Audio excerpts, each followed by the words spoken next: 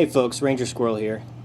I was reading this book today, and in the book, there's a section of a chapter called The Myth of Wild Edibles, and Les Stroud, whom I have a great deal of respect for, because he's the real deal, basically says that the idea of wild edibles is extremely over-romanticized, and that they're not something that should ever be relied upon, and more or less rules them out as a viable source of survival food.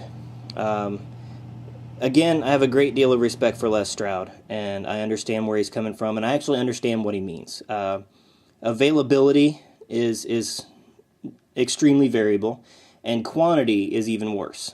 You will often find wild edibles, but only maybe one plant. I think, however, that he overstated his case just a little bit. I think that wild edibles are a bit more abundant than he lets on.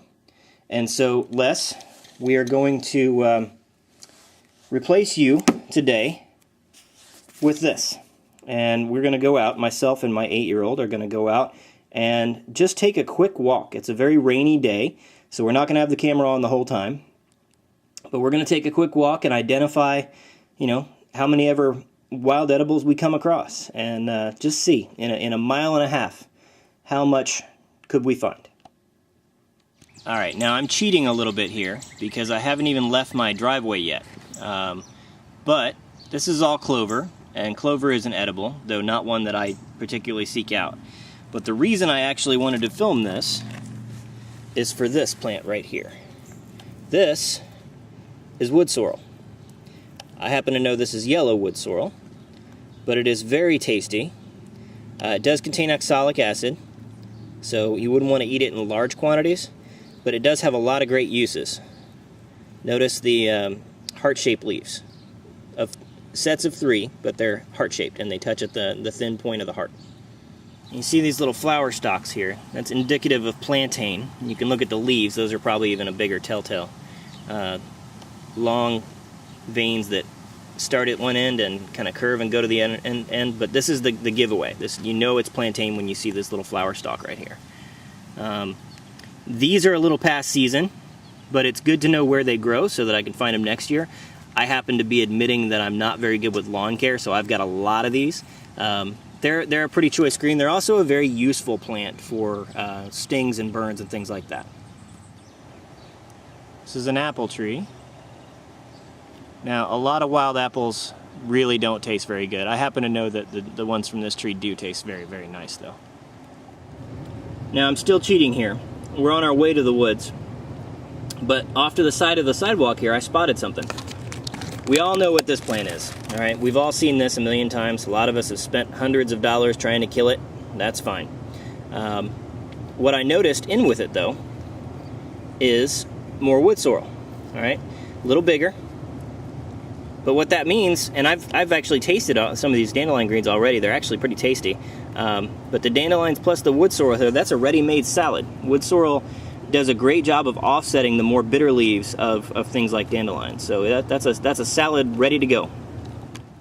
Most of us know that this is thistle as well. That's actually a pretty good edible. You just need to pick them when they're young, cut off the spines on the side, and then boil them just like any other green, any other pot herb.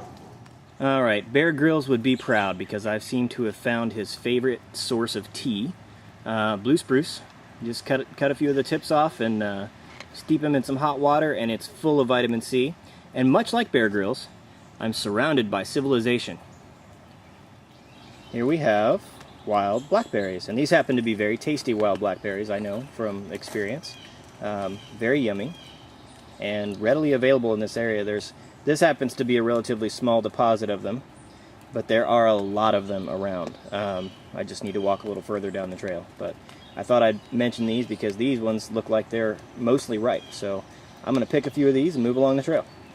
Now, I don't know how well you can see this, but this falls into the category of edible and useful, as a lot of the things that we've covered do. What we're looking at here is just a pine tree. All right, this happens to be a downed limb, but you can use the green pine needles for tea. They're rich in vitamin C, much like the spruce, although I think the spruce tastes a little better. Other things you can do with this, the dry pine needles, make great fire accelerants. They're not necessarily good tinder, but once you've got a little flame, they're a great way to make a little flame into a big flame very quickly. So they're good for that. And then, of course, you can spend time looking at the trunk and finding deposits of resin. If the plant's been wounded at all or has a white crusty powder, you can use that resin as a fire starter, so it's always good for that as well.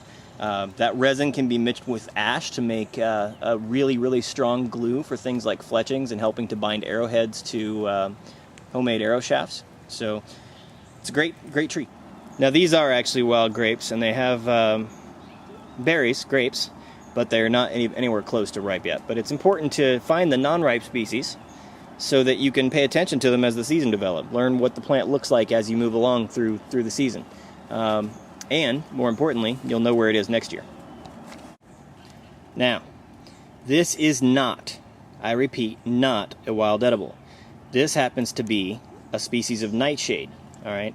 Nightshade, as we know, is not good for you. In fact, it can be deadly. I'm going to show you something telltale on the nightshade. These little flowers here. These eventually turn into like berry deposits, which is what I was looking at right there. The reason I'm pointing this out is because of this. They're growing in amongst wild grapes. All right. Now you obviously wouldn't eat any green grapes anyway. They really don't taste very good. But you can use these grape leaves for a lot of different things. And if you're not careful with the grape leaves, you might get some nightshade in there as well, and that would not be a good thing. So be careful. That what I'm looking at here is elderberry. Now it's not edible yet. It's gonna have to turn first. The berries will get bigger, and then they'll kind of go green, and then they'll go red, and then they'll go black. And when they're black, they're edible. Up until that point, not a great thing to eat.